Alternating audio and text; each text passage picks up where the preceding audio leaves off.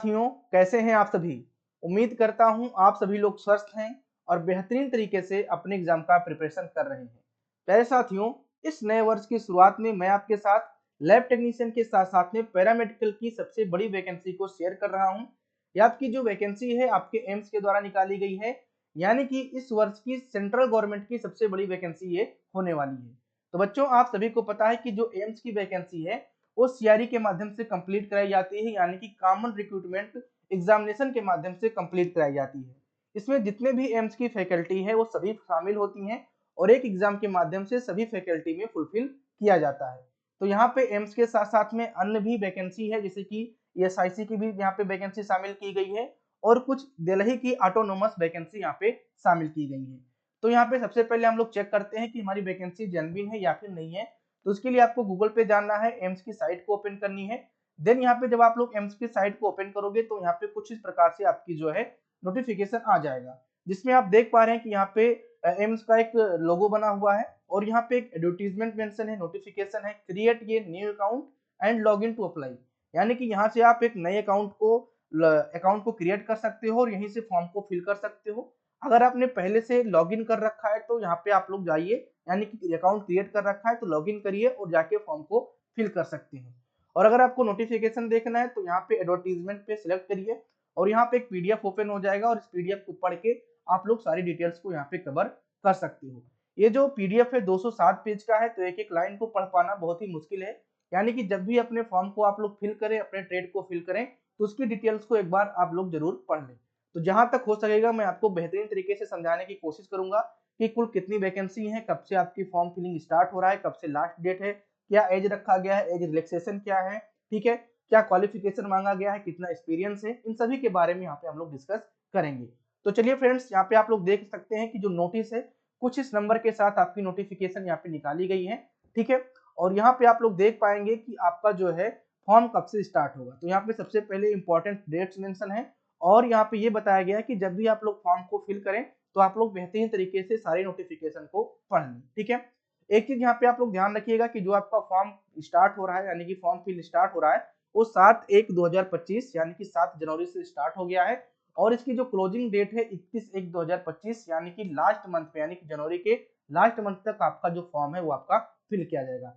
एक चीज ध्यान रखिएगा कि जो 31 जनवरी 2025 को फॉर्म फिल किया जाएगा वो केवल आपका 5 PM तक, यानी कि शाम 5 बजे तक ही फॉर्म फिल किया जाएगा, ना कि 11:59 पे। यानी कि सब लोग सोचते हैं कि रात में 11:59 तक फॉर्म फिल होगा, ऐसा नहीं है, केवल शाम 5 बजे तक आपका जो फॉर्म है वो आपका फिल होगा, ठीक है।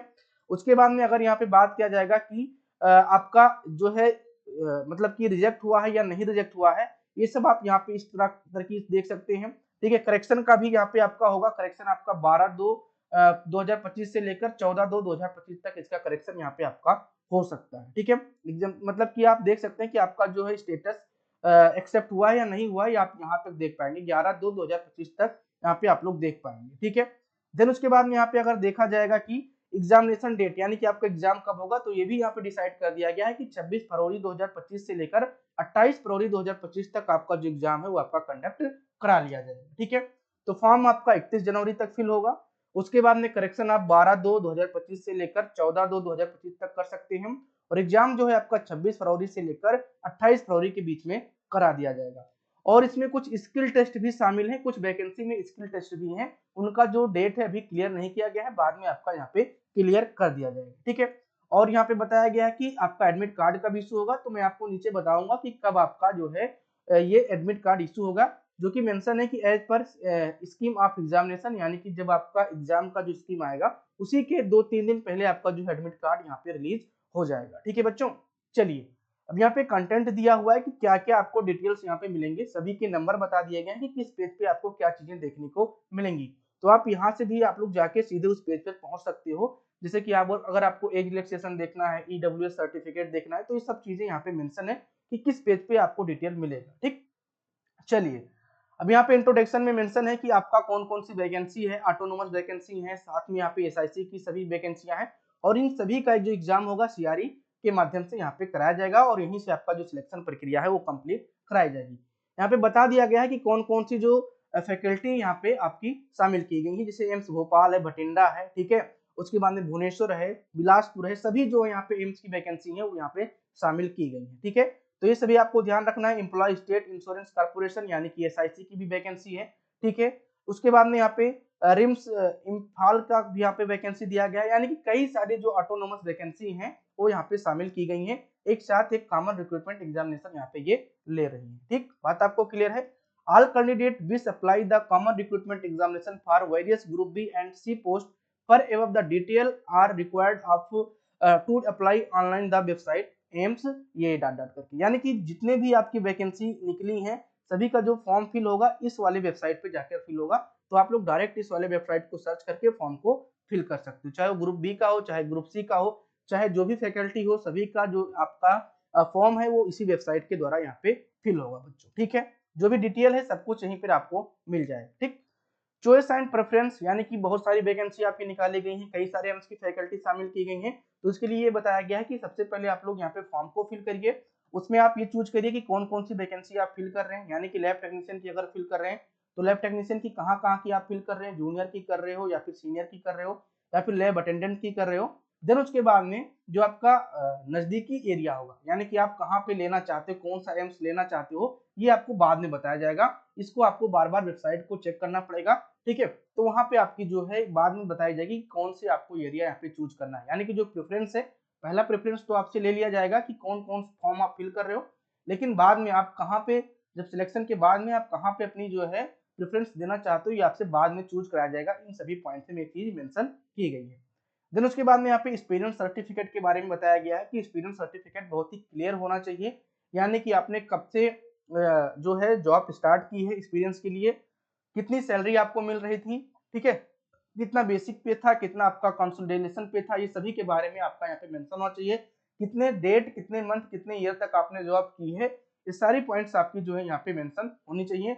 और जहाँ पे 100 बेड मांगा गया है वहाँ पे 100 बेड, और जहाँ पे नॉर्मल मांगा गया है वहाँ पे आपको नॉर्मल एक्सपीरियंस देना होगा। ठीक, नो ऑब्जेक्शन सर्टिफिकेट, यानी कि कोई भी आप वैकेंसी, सॉरी, अगर कोई भी आप एम्प्लॉयर हैं कहीं भी मतलब कि एनएचएम में है या फिर कोई पीओसीटी में है, कहीं भी अगर आप लोग यहाँ पे एक जॉब कर रहे हैं तो वहां से आपको नो ऑब्जेक्शन सर्टिफिकेट लाना है, उसके बाद में आपको एग्जाम में अपियर करना है। मतलब कि ये होता है कि आप लोग पहले अपने फैकल्टी में जाइए, वहां से ये कहिए कि हमें नो ऑब्जेक्शन सर्टिफिकेट दीजिए कि मैं एग्जाम को दे पाऊँ।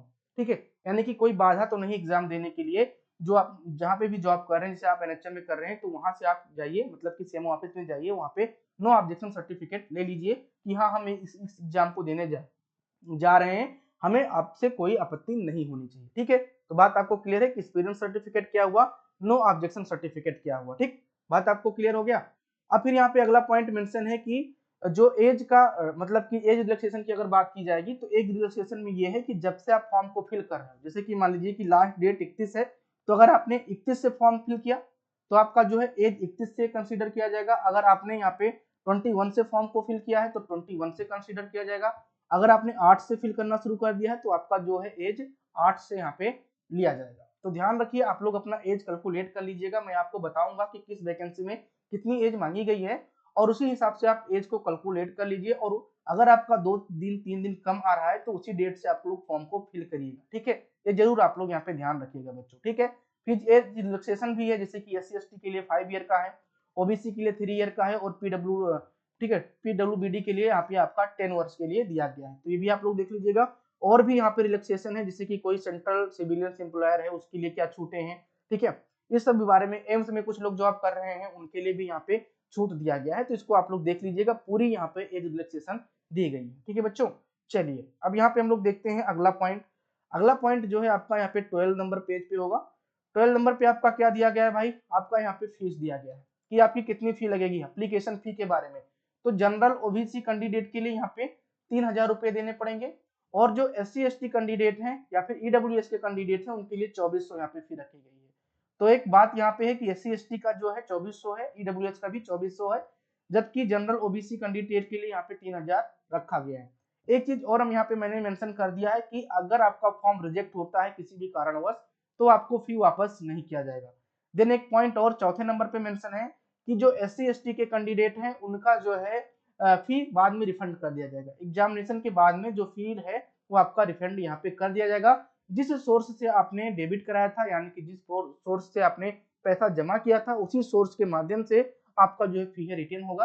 तो आप लोग एक चीज ध्यान रखिएगा, जो SC ST के कैंडिडेट हैं, कहीं भी अगर आप लोग कैफे वगैरह पे फॉर्म को फिल करा रहे हैं तो उनके कार्ड से पैसा मत कटवाइए।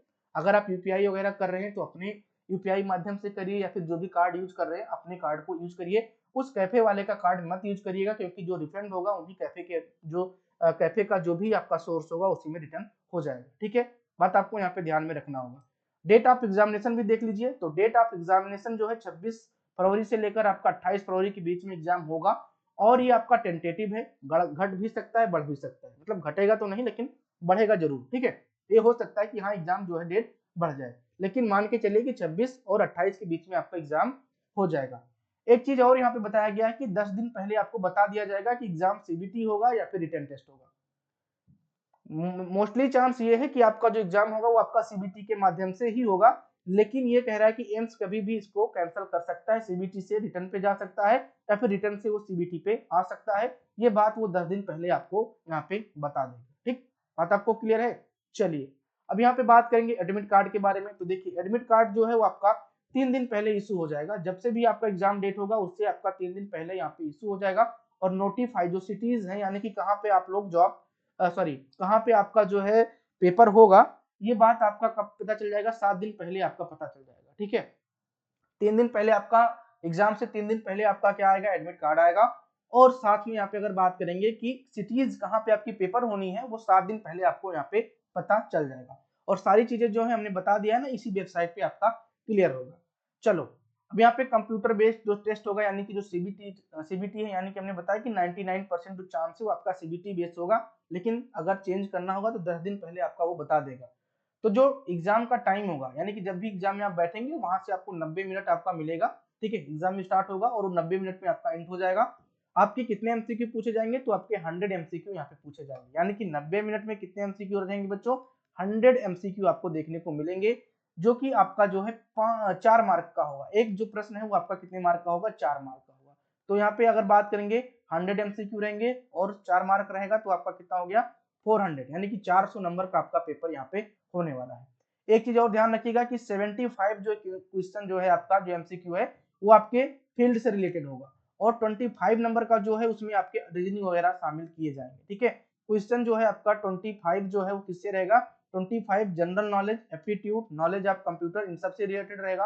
और 75 किससे रहेगा, आपके जो फील्ड है उससे रिलेटेड रहेगा। ठीक है बच्चों, एक चीज चौथे नंबर पे मेंशन किया गया है कि question paper will be divided in 5 section each of 18 minute duration, यानी कि 5 सेक्शन में सभी पेपर को डिवाइड कर दिया जाएगा और इसमें आपको 18-18 मिनट दिए जाएंगे। ध्यान रखिएगा, ये चीज बहुत इंपॉर्टेंट है। मैं कभी बाद में आपको ये और डिटेल में कर दूंगा कि ये कैसे होगा। यानी कि क्या होगा कि आपको 18 मिनट मिलेगा एक सेक्शन के लिए, और उसके बाद में वो दूसरे सेक्शन में अपने ही आप कन्वर्ट हो जाएगा। इसको आपको यहाँ पे ध्यान में रखना है बच्चों। ठीक है, तो टाइम का बहुत ही यहाँ पे आपको ध्यान से रखकर पेपर को देना है। ठीक, चलो अब यहाँ पे देखते हैं कि क्या नेगेटिव मार्किंग है। तो बिल्कुल भाई नेगेटिव मार्किंग है, 1/4 का नेगेटिव मार्किंग यहाँ पे रखा गया है। अगर एक प्रश्न आपका गलत होता है तो उसमें 1/4 नंबर जो है आपका कट कर लिया जाएगा।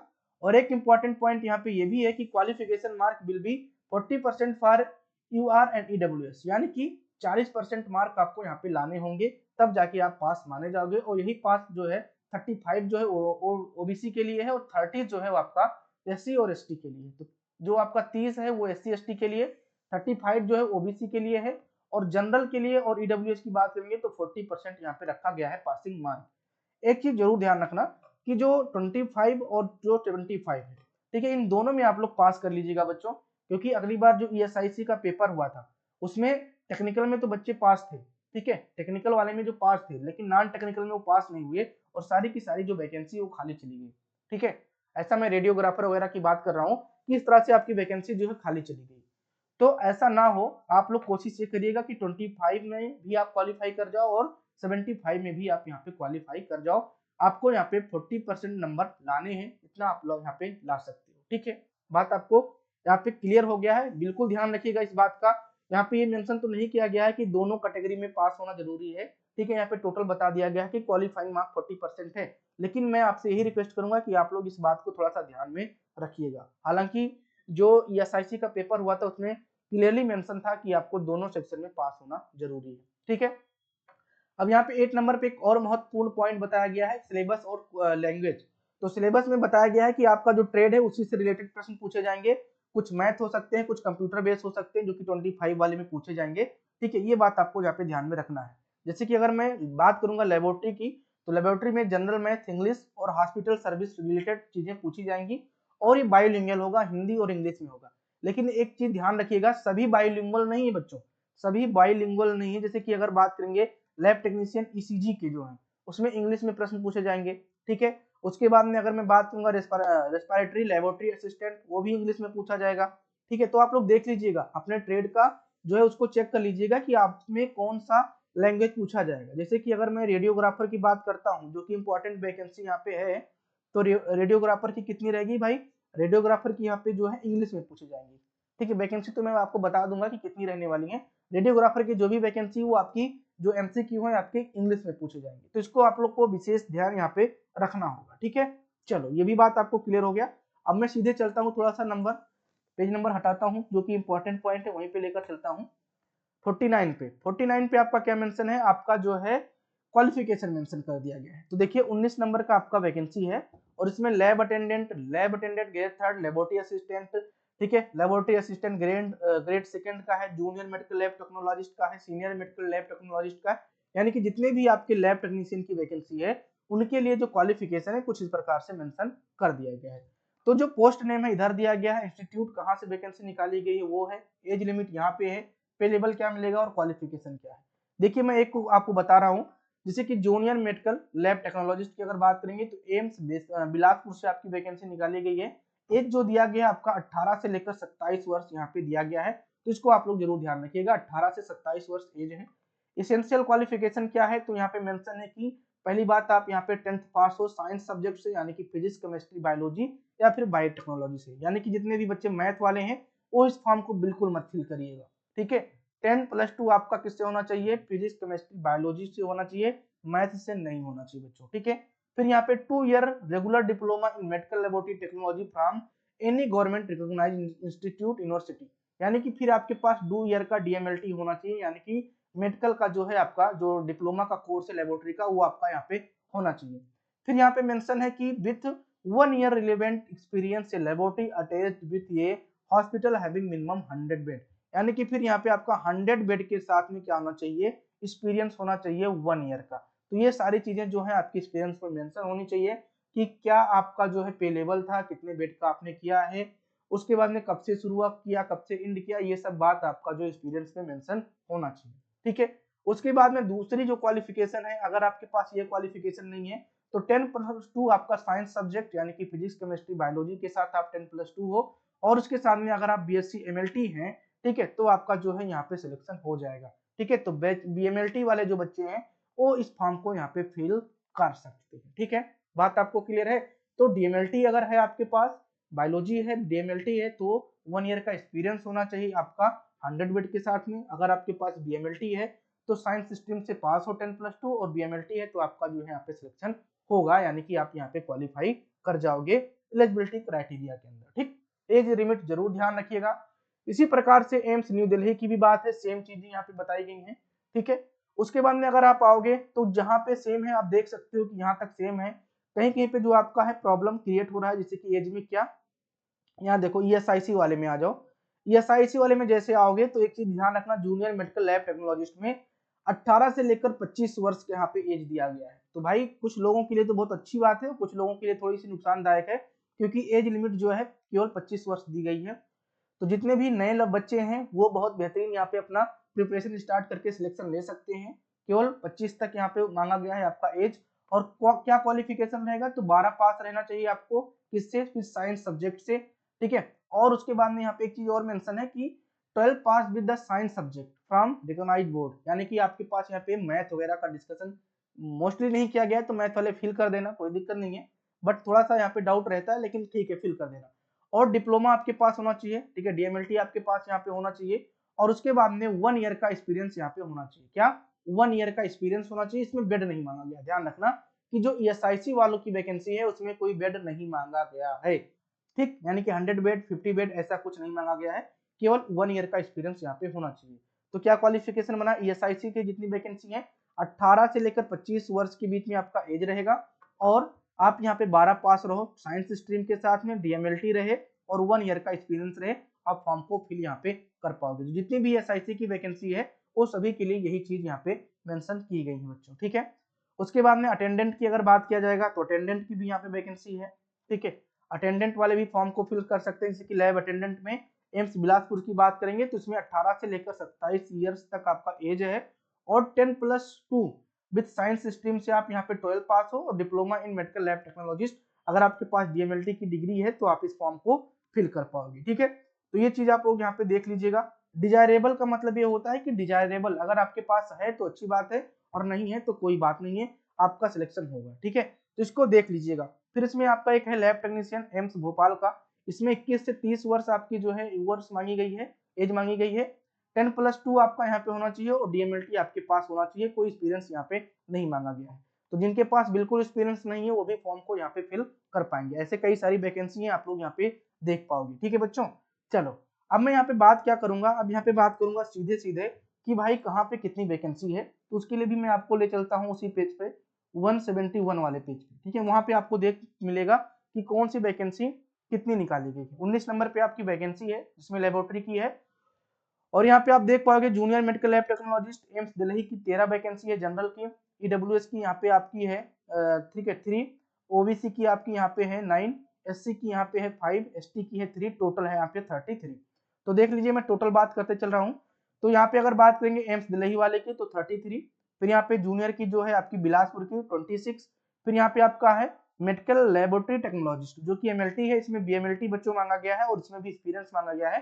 तो आपका है ये टोटल 9 सीट है, ठीक है, 9 सीट है। जूनियर मेडिकल टेक्नोलॉजिस्ट जो कि आपका यहाँ पे पुलिस वाली की फोर्स की है तो यहाँ पे आपकी 3 यहाँ पे मेंशन की गई है।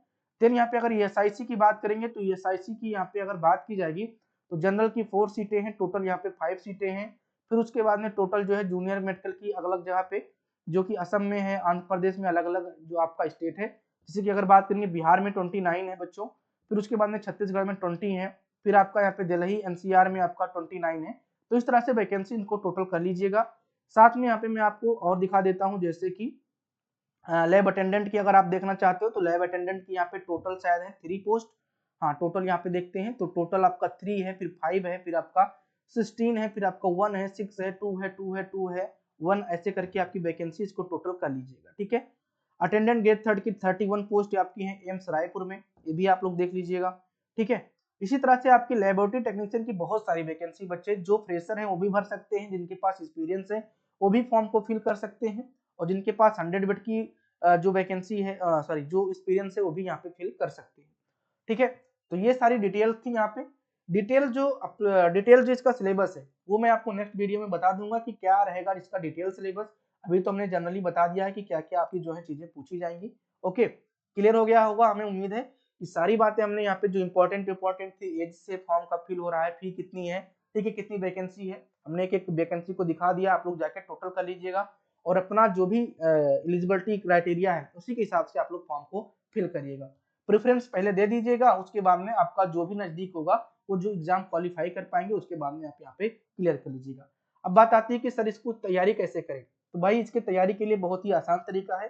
एक तो हमारे यूट्यूब चैनल को अगर आप सब्सक्राइब नहीं किए तो इसको सब्सक्राइब कर लीजिए और सब्सक्राइब करने के बाद में जल्द ही यानी कि आज और कल से आपका जो MCQ प्रैक्टिस स्टार्ट कर रहा हूँ, वहां से आप लोग MCQ प्रैक्टिस कर पाओगे। साथ में अगर आप लोग बढ़िया से बैच ज्वाइन करना चाहते हो जिससे आपका बेहतरीन तरीके से प्रिपरेशन हो जाए तो आप हमारे लेक्चर बैच को ज्वाइन कर लीजिए। इसमें प्री रिकॉर्डेड क्लासेस मिल जाएंगी, साथ में आपका रिवीजन के लिए लाइव सेक्शन मिल जाएगा। और अगर बात करेंगे इसमें क्या मिलेगा तो लाइव रिकॉर्डेड दोनों थ्योरी क्लासेस हैं, टॉपिक वाइज आपको MCQ लेक्चर्स मिलेंगे, अट्रैक्टिव PDF नोट्स। जो टॉपिक वाइज आपका जो MCQ लेक्चर है ना बहुत ही आपके लिए फायदेमंद होता है बच्चे। फिर अट्रैक्टिव PDF नोट्स, ठीक है। उसके बाद में आपका जो है यहाँ पे आपको 10 से लेकर 15 आपको मिल जाएगा यहाँ पे, ठीक है, मॉक टेस्ट और वीकली डाउट सेशन, यानी कि कोई भी डाउट है तो आपका वो क्लियर किया जाएगा वीकली डाउट सेशन में। जब से बैच ज्वाइन करोगे 8 मंथ की वैलिडिटी रहेगी।